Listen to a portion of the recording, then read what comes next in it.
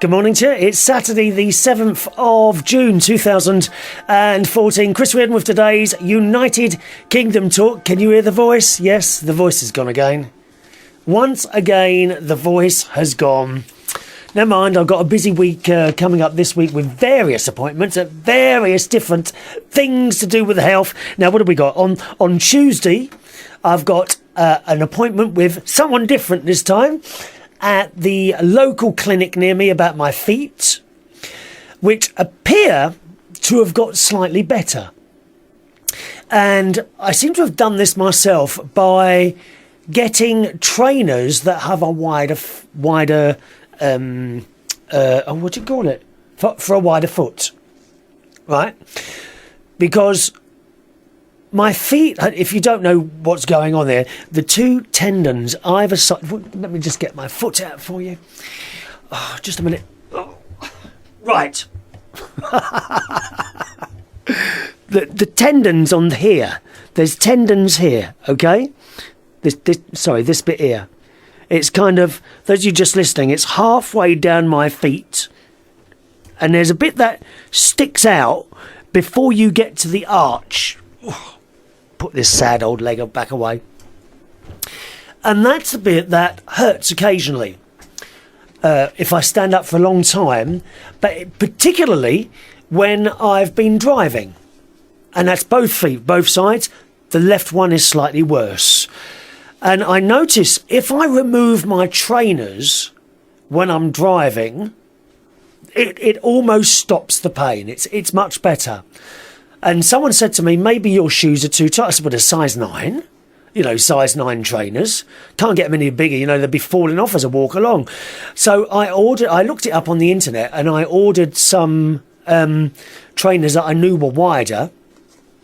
I think they weren't a particularly expensive brand, Gola or something like that. I think about £34. I've ordered a pair of those, which arrived on Monday last week. And ever since they arrived, I've been wearing them much better. The feet are much better. I'm sure they're not completely cured because I have to say, when I squeeze my foot at a particular point, I was getting a lot of pain. Now, I'm just doing it now. The pain is not so bad now.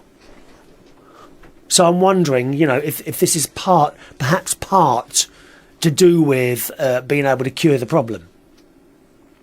But I have got an appointment near here at a clinic. It's only about 10 minutes down the road from me on Tuesday. So that's that one.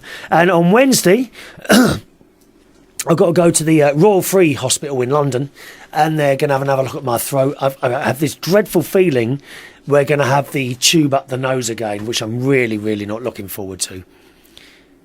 The camera thing, they spray some not antibiotics. What's that stuff?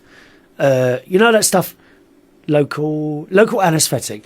They spray this local anaesthetic up your nose, and then you have to sniff back. Maybe not like that, but you have to sniff back like that, so it goes down the back of your throat. We've got a phone call already. Who's on the? It's your sister. Oh, I thought that might be you. I recognise the number straight away, Sharon. Yeah, look at George. Oh my God! He's on my lap. My sister has called into the show. I can't believe it. Well, how come you're still going on about your foot and I'm talking to you now? Oh, well, you've got to turn your computer down because there's a delay of about half a minute. Oh. How marvellous. Is this the first time you've ever rung me in, Sharon? Yes, it is. I can't believe it. And what's made this happen? A miracle. What's happened? The rain fell on my head. Are you on your way down here? George, don't. I don't know what George has done to it now. What do you mean? It's going all funny, my computer. Well, you've got to turn the sound off. I've turned that off. George, let me tell you, George is my great-nephew, my sister's grandchild, and he is a year and a half? Yeah. Year and a half old. And he's playing with her computer at the moment. Well, hello, sis. Oh. Well, I'm honoured, to be honest. I'm honoured to hear you. Yes, I'm in, and we're here, aren't we, George? And get Tracy to shout out. Is my niece there as well? Tracy's here. She'll shout out for you. Bye. Hi, Tracy. It's your loser uncle here. Loser. Loser uncle. El Uza. So why aren't you picking up the phone then? What do you mean, why am I not picking up the You can't phone? ring out. What? Oh my God, they can hear me. Of course they can hear you. I didn't know that. What do you mean you didn't? Well, you just rung me on my show. What do you think? They can only hear me? You stupid I cow. thought you'd have a headset. Eh? I thought you'd have a headset thing. You need professional help. Of course, they already know all about you and your goings on, dear. What they say? Now George has got the mouse. He's frozen the computer. Well, what were you drinking all the time and you were sitting there eating chocolates and basically doing nothing for most of the time? If only. Eh? If only. It's true. You don't do anything. I don't even drink. I do eat chocolates, but I don't drink. You must drink, because sometimes when I ring you up, you know, your voice is slurring. Because you've woke me up. And you don't seem to be taking much notice of, especially when I ring up and you're sitting there watching the telly, and I can always tell because I'm talking and you're like, yeah. Did you ring when No. Coronation Street's on? Well, pause it. I never thought of that. There you are. You see. Silly nanny, George. And what's Nanny Sharon doing today? Nothing at the moment. I'm just having a good clean in the house. That's it. I think I should book a little holiday to wherever. Oh, we got a new Barry Manilow picture behind me today. I know. So I'm too busy looking at the little monkey that I've done you. Oh, the monkey's there as well? Yeah. That changes. The things behind me often change. It just depends. He's got his little Timberlands on, look. Hey? He's got his little Timberland Timberland boots on. Do you want to tell them when we did this? So we went on my first trip ever on a plane, and I went to Scotland, didn't we? Glasgow. Yes, we did, yes. And we all done one. And who went? Jimmy. Me, you and Jimmy. Prince Jimmy of Woodall. The trousers are falling down the show. I don't want my bear to expose himself on the show. Oh my God, there'd be letters coming in then. It's the fashion though, isn't it? Eh? It's the fashion to have the builder's bum. Oh, George's just fallen over. Oh. George, you're going to say hello to Chris? George! No, he's looking at the floor. Oh, is he not there? What are you doing with him today then? Nothing, they just popped round. Oh, okay. She's a good girl. Oh, my and balls Monty's here. There we are. Monty. Well, how lovely to hear your little voice, Shao. There you go. I look forward to... Well, I haven't told him yet. I'm coming up next week, aren't I? Yes, that's it, yes. Yes. Ta-ta then, sis. All right then, bye. Bye-bye. Bye. How lovely. My sister ringing in for the first time. How exciting was that? That was exciting for me, because she doesn't usually ring up. Anyway, as I was saying, so I've got the foot one next week. On the Wednesday, I've got an appointment at 2 o'clock for ear, nose and throat people. Please, oh Lord, please don't let me have that camera up my nose again. I really don't want that, but I have a feeling they're going to do that. And then also, I've got a letter downstairs, or I had a phone call. Sorry, phone call. Was it letter? Hang on a minute. Wait a minute. Letter, phone call. How do I know about this? Letter? It must have been a letter. Don't know. Or email. Text. It was a text, wasn't it? I had a text from the dentist saying that my 6-monthly appointment is due now. So it's all happening. I haven't booked that one yet. The only people I'm not going to see is the vet. You know, maybe I should go to the vet. Maybe they'll be able to sort my throat out. There's no pain, but the voice has gone again today. This started yesterday. I thought it might be all right by today, but most disappointing. There we are. And then after I've been to ear, nose and throat on Wednesday, I'm going up to my sister's. Because on Thursday, there's a funeral up there. Her mother-in-law died last week. She was ill for quite a long time. Problems with her breathing and her lungs for a very, very long time. She did used to smoke an awful lot. I don't know if she gave up recently. I can't remember now. I think she gave up, although I can't remember when. But a lot of damage done, and I'm afraid it did her in. So going up for a funeral, which is on Thursday afternoon. And then Friday, and I'm probably coming back Friday night. I think I'm coming back Friday night or Saturday night. Can't remember. But it'd be nice to see everyone up there, because I haven't seen anyone. Of course, I saw Jimmy in January when we went to Florida. And I saw my niece a couple of weeks ago when she came to the Barry Manilow concert. And a new Barry Manilow picture behind me, because the calendar has been changed. It's now June. And there he is, in all his glory, in the mauve shiny jackets. I'm thinking of getting a few of those shiny jackets myself to sit here and do the show. What do you reckon? Just an idea, really. Now, you can join in at any point if you want to, boys and girls. We have a Skype in. The Skype username is, all one word, Chris Reardon. CHRISREARDON. If you Skype in, as soon as I answer, turn your video off to the show. Otherwise, we'll get all sorts of echo in, all right? So if you're going to Skype in, turn off your video. Chris Reardon is the Skype-in number. There's also a phone-in. The phone-in number is 020 8133 6358. 020 8133 6358. Okay? A couple of people already messaging us this morning. Good morning to Terry H, who's in Leeds. Good morning, Terry. Oh, it's lovely of you to be with us today. It really is. And you've made it 2 weeks in a row. Why is it? And did you manage to get home last night? Or, are you calling from someone else's house? I mean, I don't mind so much. You're going around all these different houses every single night of the week.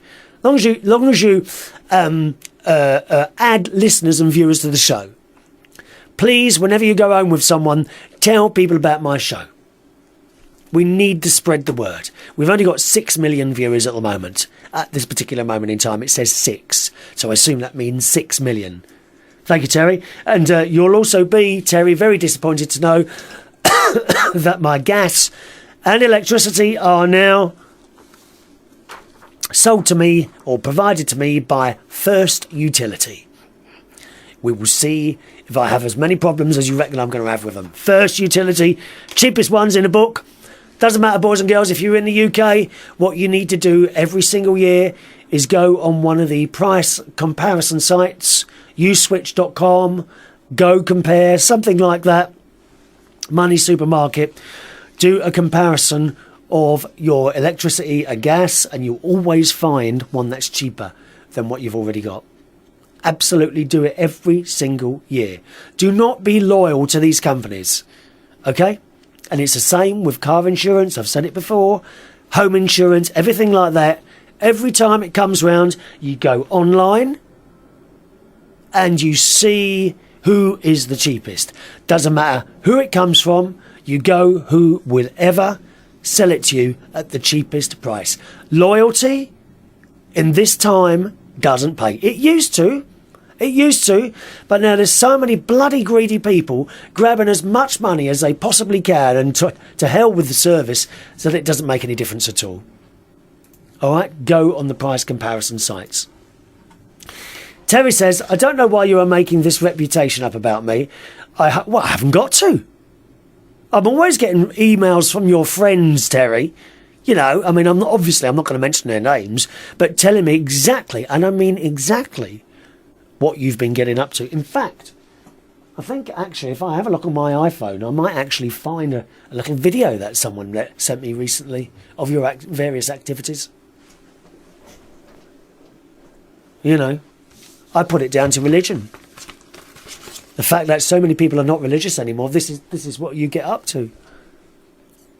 Shocking way to carry on. Really is. Terry says, I hope you don't have any problems with them. I am only with British Gas as I get £200 credit. Oh, that makes sense, doesn't it? Yeah, there we go. Look after all the staff. £200 for free gas every year? Cold. Or is it free gas and electricity? Blimey. All right for some, isn't it? Us poor people here, we've got barely got 2 pennies to rub together. Going to say good morning to Marge, who's not well this morning. Good morning, Marge. What's wrong with you then? I'm watching you live this morning, but I'm very sick. Hope your day is better. You keep getting sick, Marge. It must be all those concoctions you keep taking. Marge is very kind. She often gives me little bits of advice about my various ailments, and then you'll get an email 2 days later and tell us she's sick again. What? You must do something for yourself then, Marge, instead of me all the time. It's most grateful. That's what I need to do. I need to visit the vet. I had a nice day off yesterday. I have Fridays off at the moment, which is quite nice. Now, I used to be one of those people who needed to work all the time. And I was like that from the age of 19 right up to 50. Now I have a night off, and what I would do is go start picking up the phone, start sending messages out on Facebook. You know, I've got Friday nights free. Is anyone interested in taking me on, either to do DJing or karaoke or something like that? I would always be straight on there. I haven't done it this time, and I haven't had a Friday now for a few months. I have odd ones here and there, but not a permanent one. And, you know, I quite like it, sitting downstairs and watching the television or going out and visiting friends. I do like it, although I tend to stay up quite late. For example, last night I did stay up until, actually it was quite late last night, until 5 o'clock in the morning. And the only reason I stayed up until 5 o'clock in the morning is because tonight, Saturday, I'm working in Coventry. Now that finishes at 3 a.m. and then I have to drive home, so I'm home about 4:30, 4:45, something like that. Now, if I go to bed early the day before, and then the next day I'm finishing at 3, I can get very, very tired on that motorway. So therefore, the night before, you have to stay up, maybe not as late as 5 o'clock, but certainly, you know, you can't go to bed at 12 just because you feel like it. To be honest, I could have gone to bed last night at 12, but I didn't. I stayed up and watched some television and what have you. Talked to people on the internet. Quite nice. Just so I'm prepared for today. Very bad. You can't do that sort of early. My neighbour, a couple of doors down, he does shift work. And that must be awful. One day he works days, then a week later he works nights, then days, then nights. Oh, you don't know where you stand, do you? That's the worst thing, I think, shift work. I couldn't be doing that. No, you've either got to do one or the other. Not possible to do that. So, I had my little sleep yesterday afternoon, and then I walked over to Ronny's. It was quite late actually, about 9 o'clock at night. I thought we'll watch a bit of telly here. So I went over to Ronny's house, walked over there, and what a lovely night it was. It was nice and warm, quite pleasant. Really felt like a summer's night last night. And went over there, we watched some telly. We watched this British Airways programme, which is on BBC Two at the moment. I can't remember the exact title. They've shown the first one so far. I think there's 3 altogether. And it shows you the runnings of British Airways and how the company runs. And it's very, very interesting. Really good it was. And then I'm watching it and they were showing these people being trained up. British Airways has a definite appearance. It's always, the staff are always immaculate. I've never heard British Airways staff being rude or talking harshly to someone. They're always really smart. The planes are clean and tidy. Great company. And this programme showed you various aspects of it and will continue to do so. It is available on the iPlayer. If you go on the iPlayer and search for a programme British Airways, you'll see it there. I think it's called A Very British Airline or something like that. Please watch it after the show. And they show an element of people getting trained. And I think there were thousands of people for 800 places. So they got them all in this training, not all 800, a section of them in this training room. And they're all like just perfectly turned out. Little hats on and uniforms and all that. There was one old bird who was on there as well being interviewed. And she doesn't work for them anymore. I think she was retired. And she said she worked for them years and years ago. And she said the uniform is so smart and you feel good when you're in it. And she said often if she had a night off or a day off, she would go into London and she'd wear her uniform because she felt so good about it. And these people who are on the training mission, they have very, very high standards. And a lot of people don't make it. You know, they might be doing the training for a few weeks and then they don't get to the end of it. But they make them work so hard. I think they get four chances of getting stuff right. You know, they're given they're told how to do various tasks, and then they test them on these tasks, and if you get it wrong, you get, I can't remember what they called it now, but just call it a warning. You get a warning, you know, that you're going to be kicked out. You get 4 of them, you're out. And that can be halfway through the training. There was one guy, Patrick, who was full of beans, shall we say. Not in an annoying way. Came across as a nice bloke. And then suddenly, towards the end of the show, they had all the people in the room and there was a seat missing. And they stood up there, the bloke come in and said, I have to tell you, Patrick is not coming back. He's not quite made the grade and we've had to let him go. And everyone was quite shocked, you know, because they didn't expect it. And there's another girl on there and she keeps getting things wrong and thinks she's on her 3rd warning now. One of the things, of course, and it's completely understandable, that they are very, very strict on is timekeeping. You know, you can't have late cabin crew. For whatever reason. There is no reason. Now, I myself, I'd be good at that, right? I am never late. Never. Through my own fault. There's been a couple of occasions over the years, and we'd be talking like 0.001% here. Of all my DJing time, I can probably count on 2 hands. This is in 20, just doing mental arithmetic. In 31 years, I've probably been late about 10 times. It's not bad, is it? And that would be down to very heavy traffic. It doesn't really happen anymore because I've got a TomTom sat-nav with traffic updates on my iPhone. And it's very, very good at getting me around traffic. Really good. If it sees the traffic one way, it'll take me on another route. I won't have to do anything, it just does it. Fantastic. Great investment. Cost me about £21 a year, that. Fantastic. And this girl was late. And I think Patrick was late by 20 minutes for a flight. As cabin crew, doesn't matter what airline you're with, you cannot be late for work. I'm never late. My mate Ron, always late. Always late for things. I'm never late for work. I'm never late for appointments. The only time, perhaps, I am sometimes late is when I'm going up to see Ron. Because I kind of think to myself, well, you don't make the effort, so I'm not going to anymore. But it goes without saying, how can you have late airline stuff? There's not really anyone to replace them. So I suppose, if are we going to make this through to 1 o'clock? I don't know. If someone doesn't turn in, then they have to call someone else out, don't they?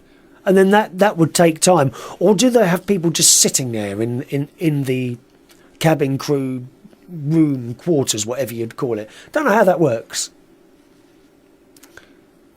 But they're really strict on these things. And those cabin crew can do an awful lot. They can try and restart your heart. You know, they're doing all that heart massage business. Kiss of life. Having to deal with unruly passengers. And that must be dreadful. And you do see them on planes, don't you? I've been on planes and people are a little bit pissed. And acting in a way that they shouldn't do. People don't seem to know how to act. Mind you could say the same anywhere, couldn't you? You know, I see people in bars and that, and they have absolutely no worry about someone else sitting on the table. They're not bothered. No respect for the other people. Often in bars, I see people just drop a glass, laugh with their friends, and walk off.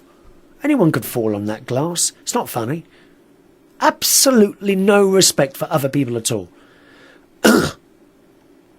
On a plane, it's a lot worse, isn't it? You know, you're half a mile up, I don't know, a few miles up in the sky. So they chain them to the seats, don't they? If they're really... honest, if you're really bad, you get chained to the seats. And so you should be. So those airline staff, cabin crew, work really hard. They don't get an awful lot of money for it. They're okay paid, okay. But that's the thing about it, okay. Of course, they do get to see the world. When they go on trips to faraway places, I don't know, Barbados, America, Australia, they get a stay over, sometimes of 2 or 3 days. And then they're back on the job again. So you do get to see the world. They get put up in nice hotels, I believe. You're not talking perhaps Travel Lodge. I don't think it'd be Travel Lodge or something like that. Something a little bit further up the scale. But they work damn hard. They work really hard. And I've never come across one who's been unpleasant. Oh, except the one on, I have to say, American Airlines, miserable. Miserable as sin. I will never ever fly on another American Airlines plane. You can't talk or joke with them or anything. You know. Awful people. American Airlines staff. That's my experience, that is, on the way to and from Vegas. Ryanair? No, thank you very much. I was on a Ryanair flight, or queuing up for a Ryanair flight I'm going back here about 12 years. And in the queue waiting to check in. And this member of staff, woman she was, and it was the day after St. Patrick's. Now, I don't care if you've been out all night. I'm paying your bloody wages. You can treat me with a bit of respect. And she was just downright rude to people as they were queuing up. And you always hear these stories about Ryanair. So rude. So bloody rude. I will never ever get on a Ryanair flight. They've had to change a lot of their stuff at the moment, haven't they? Have you been seeing that on the newspapers and that? How they're perhaps trying to rethink their strategy. I think they're losing a lot of customers. Flying is not the same as, I said at the beginning of the show, choosing your utility company. Okay? You need to think of the service as well. If you pay cheap with airlines, Ryanair is probably the cheapest. Although, you know, it doesn't always work. I don't think it always works out that cheaper. Then what do you expect? What do you expect for 20 quid?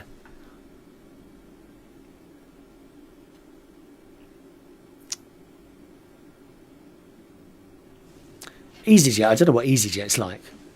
I went on there. Where did we go on there to? Did go on an EasyJet plane once. Can't remember where to now. I certainly wouldn't go on a Ryanair. No way. No way. Don't be, you know, treating us all like dirt for years and years, and then think you can make it up with a few newspaper adverts. Absolute contempt for its passengers. We always see them on Watchdog and places like that. Would never get on a Ryanair plane. Also on that British Airways show, it showed you all the plane maintenance and new routes, a new route to China. I think that's in next week's show, a new route to China. It's a great show. Please watch it. All right, British Airways. And I think it's called A Very British Airway. So that was on BBC Two. Now we watch that on, Ron's got a new telly. He's got a 60-inch 3D thing or something like that.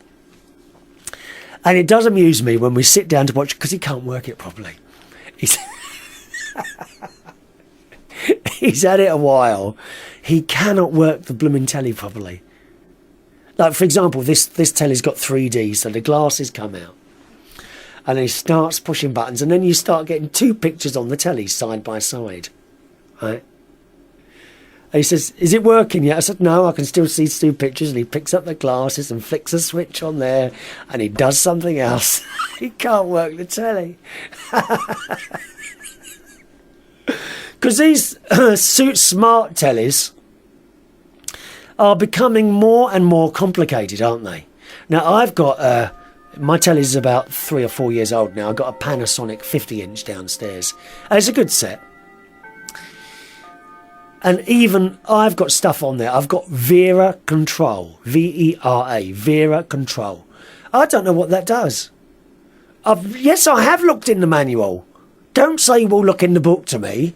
I have looked in the book. Don't know what the hell are they talking about. Oh, I had someone this week, Victoria, her name is.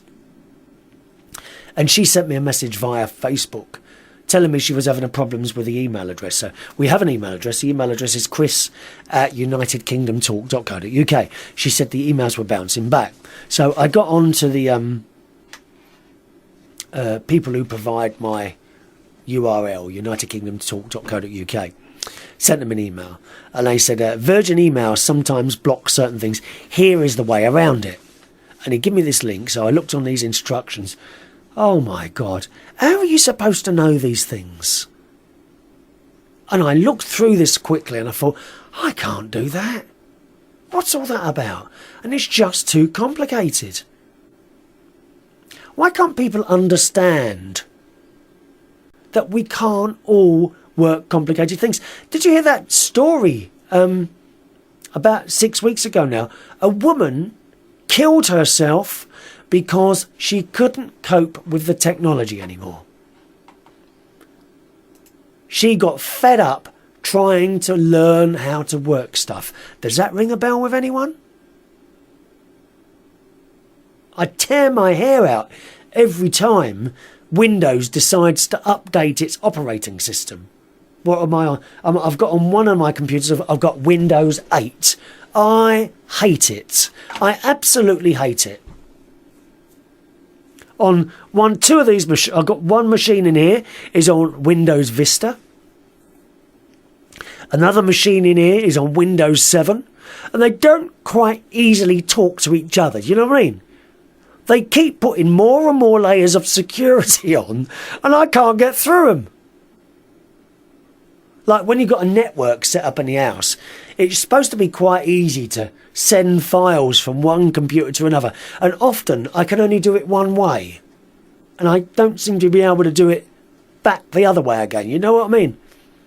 And you do this share a folder thing. And nice people, try and help you. Have you done this? Have you done this? And 9 times out of 10, I have done it and still can't get the bloody thing to work. You can almost understand it. She killed herself because she couldn't work technology anymore. I think I've got a lot better at it over the years, but I think it stops you buying things. I really do. You look at something, even such a thing as a new camera. You bought a new camera lately. Have you seen all the blooming settings on that? Or a new video camera? Right, the camera, because I actually have 2 cameras in front of me, okay? And of course a microphone for those that just listen. One sends out the show live. The other is recording the show for the recording which goes up a bit later on. So I recently replaced the recording camera, right, to a high definition one. But that was the second one, right? Because the first one came, a Panasonic wide angle lens. And I thought, well, that'd be handy, having a wide angle lens. And I couldn't work it. I found it too complicated.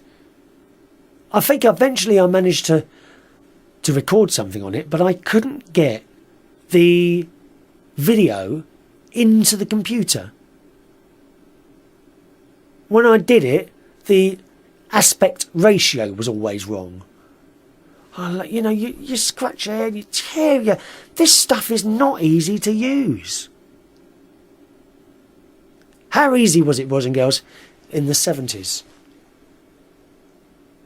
When you bought the Polaroid Instamatic camera. I think it was Instamatic. You got your cartridge of 10 photos, I think. You slotted it in the bottom of this thing. You had a cube on the top, this like square cube thing, which was the flasher unit. You only got 4 flashes out of this square cube. You remember this thing?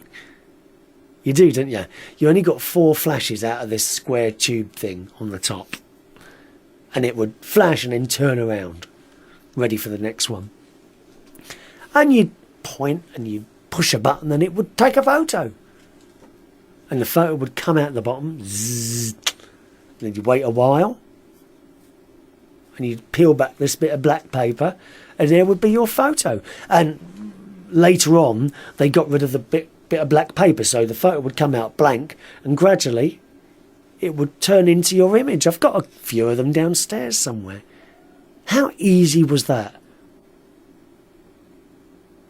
With all this digital cameras, it's so complicated. So blooming complicated. So poor old Ron can't get his telly. Well, he gets it working eventually, but he's pushing buttons. Oh, let me try this, let me try this. And also, the 3D's okay. And we watched, after the British Airways programme, which incidentally got stuck near the end. Oh, that was quite funny. So we're watching it on the iPlayer, and suddenly, 5 minutes, this is just after Patrick, the airline steward, had been sacked, 5 minutes before the programme was due to end, it just stopped. And he tried running it forward, it wouldn't do anything. We turned the telly off, we turned the telly on. Eventually we got it going. And I think the show only lasted another 3 minutes. That took 20 minutes to sort that out for the last 3 minutes of show. It can't work it, I'm telling you now. And before that, we watched this programme in 3D, David Attenborough programme, with animals and beautiful, beautiful landscapes, birds. I think this was the Galapagos Islands. Oh, Terry H says, I watched the British Airways show. Very tough to be cabin crew, very good programme. Yeah, I really enjoyed it, Terry. The next one's on next week, isn't it? There's 3 programmes altogether. Very much looking forward to that. Let me just do a couple of messages here. Marge says, she's got food poisoning. Oh, my God. Lady I worked for talked me into some homemade oatmeal cookies and something in it I was allergic to. Has nothing to do with taking care of myself. Last time I give advice on getting well. Didn't realise it bugged me trying to help. My Skype isn't working for some reason. Well, mine is. Oh, she's ill. The Skype's not working. Nothing's working, Marge. Nothing's working. My Skype's working all right, I think. Yes. It's all right here. That's up and running, mine.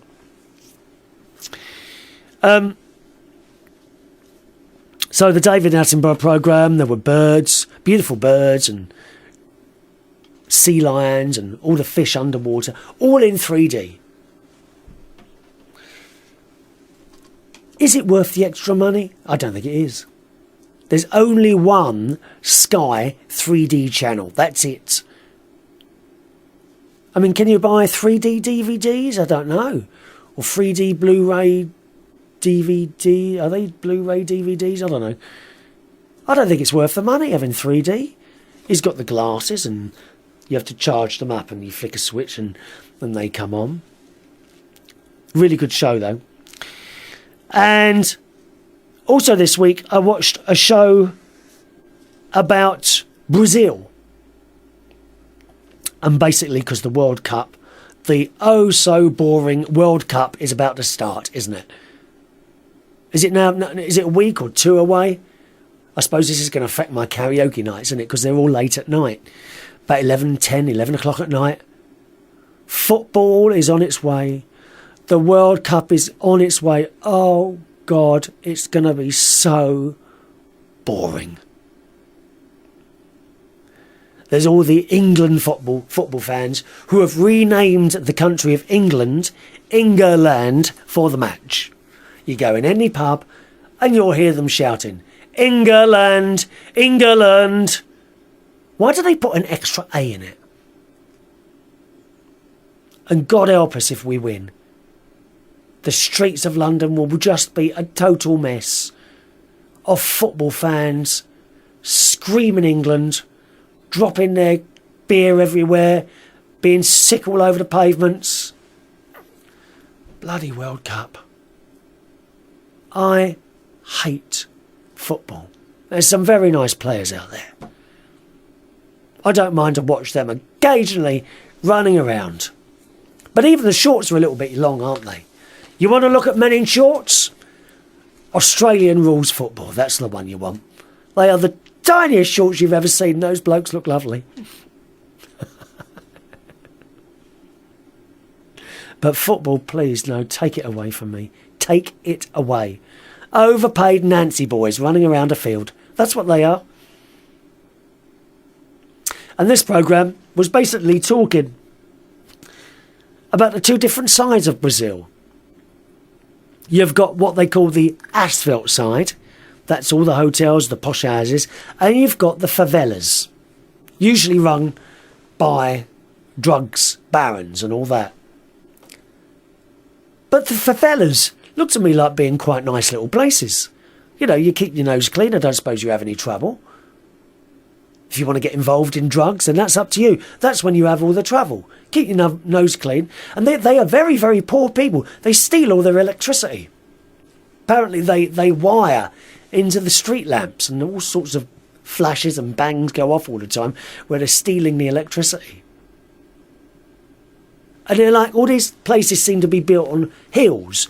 I wonder who builds them. Who builds these little favela places? When I say little favela, these are like towns, small towns that lots of people live in, and they're not sort of under the government, but they are, if you see what I mean. Anyway, before the World Cup starts, they are trying to clean up a lot of the favelas. And they literally knock people's houses down. And they've got nowhere to go. It's awful. Awful. Why can't you just leave the people as they are? But it is disgusting. When you think about it, sport now. Sport when I was a boy was all about taking part and having fun. Now it's all about big money. And it is disgusting how so many millions and billions of pounds is pumped into these huge events when they're by these governments, by the Brazilian government at the moment, when there are thousands of people living on the breadline, no proper homes, no jobs, little food. And I just think it's disgusting. Same with the Olympics, you know. Are they great events? Well, yes. Do they have to cost so much money to run them? No. I don't think they do. I think there's an awful lot of people getting backhanders at great sporting events now. I really do. Disgusting. So that's quite a good programme, this Brazil programme about favelas. Couple of emails to do today. This one's from Millie in Minnesota, who says, "Hi Chris, I've been watching your video about the woman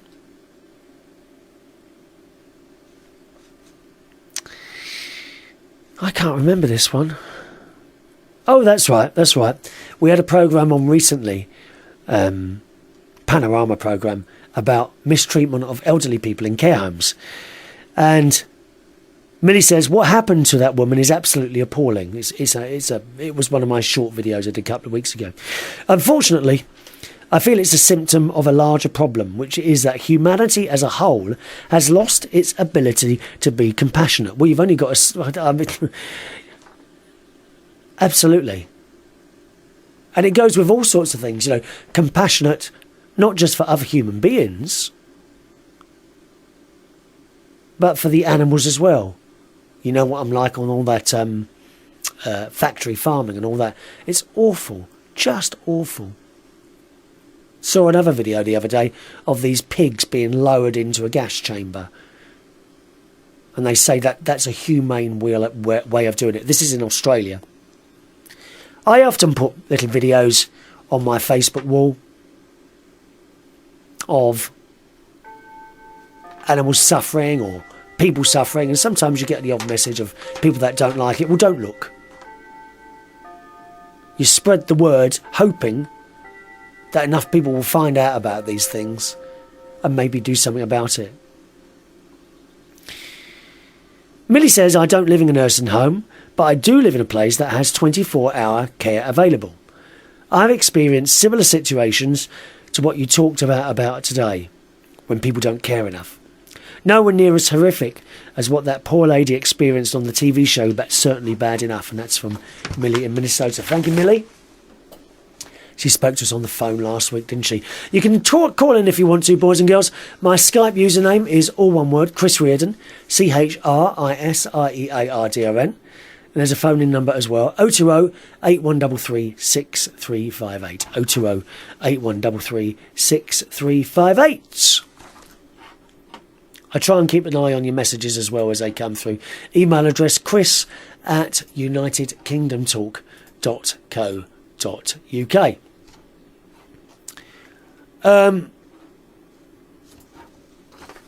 Email here from John, Cyber John.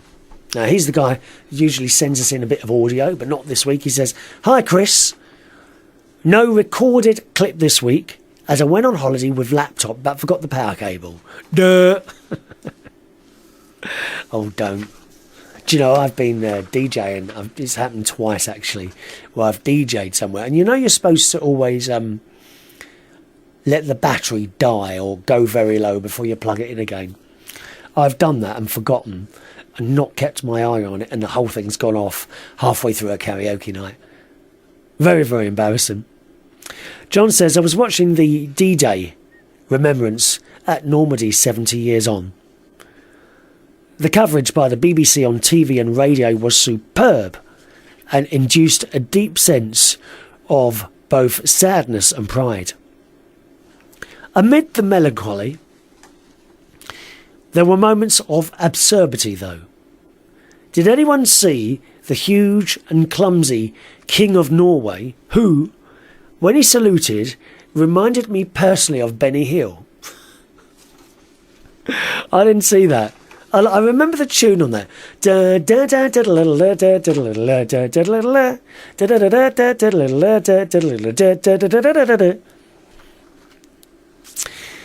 John says, or the Queen of Sweden, who was wearing the Swedish national colours of blue and yellow, corresponding to her dress and her teeth. What a smile she has. And she hasn't got yellow teeth, has she? Oh, how awful. You don't have to get your teeth whitened to have white teeth. Just get them cleaned. God. Whenever I go to the dentist, they always clean your teeth whenever you go for a checkup. And the people always ask me afterwards, have I had my teeth whitened? No, I haven't. I've just had them cleaned by the dentist. Don't want them falling out. Don't want false teeth, do you? Unless you absolutely have to.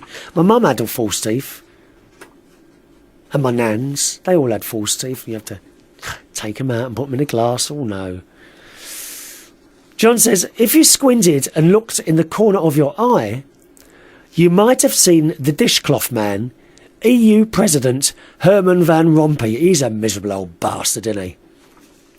Talking of the EU, did you see this new finance bloke who Angela Merkel, or whatever his name is, wants to be the next finance bloke of the EU? And they kept trying to ask him questions, and he didn't want to talk. He didn't want to talk to the interviewers. And they want to put this bloke at the head of the finance for the EU. Listen, mate. If you're going to be working for us, you need to answer the questions. Who the hell do you think you are? This is why I don't like the whole EU thing. They think they're so above each other. Anyone else. I hate the whole EU setup now. I really do. All these people getting vast sums of money and they don't want to be interviewed. Old Cameron doesn't want him at the top, does he? Neither do I. You bloody well stop and talk to the interviewers. If you're asking a question, that's what you're being paid for. Don't even know his name. John goes on to say, oh, I'm wrong, it's Nick Clegg, fading like his voters in the New York by-election. Poor Nick. Poor Nick. No one wants him. He's finished, isn't he? Old Nicky Clegg. He's absolutely finished. Even when they interview him now, he's got this face on that looks like I don't know what to say next. Do you know when you're talking to someone and they look at you and the face kind of changes and you know they don't agree with you, but they're not quite sure what to say? Yeah? That's the face Nick Clegg's got. He seems to have it all the time now. All the time. Time to go, Nick. As I said last week, there's plenty of other jobs you can do. Always looking for staff in Burger King. Tesco, you might be able to get a job in Tesco's. Although I think they'd be laying off staff soon, wouldn't they? Judging by the performance in they're having at the moment. It's too big.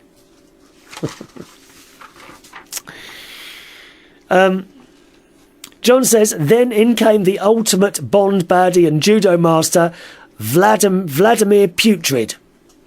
His slitted expression daring anyone to throw him out of the party. But he did not have to come, and we cannot be anything but staggered by the losses incurred by the Russian people of 25 million. Think about it, that's almost half of everyone in England gone. Anyway, says John, William and Kate did us proud, listening intently to the old soldiers with genuine interest and concern, as did the Queen, who seemed to have so much in common with men who would have been around the same age as her on the 6th of June 1944. Isn't the Queen just amazing? I love her. I absolutely love her. I really do. Often people say, oh, we're paying out all that money for them and all that. They bring a lot more money into this country. Stop moaning. If I had my way, anyone who said bad things about the Queen should have their heads cut off. Off with their heads. Off with their heads, that's what we say. Oh.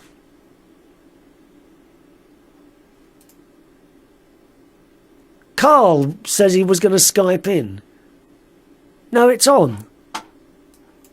Skype is on, Carl. You got something wrong at your end? I'm getting messages from other people, mate. You might have a Skype wrong. We're nearly finished now, Carl. You've left it a bit long, mate. But the Skype is on. You got the right Skype up, Chris Reardon. That's the Skype. When interviewed, John says, many of these men simply said they were just doing their duty in helping to liberate the Nazi-dominated continent. I'm now sure they were only told where they were going just a few hours before embarking across on that temporarily becalmed sea. How do I know this?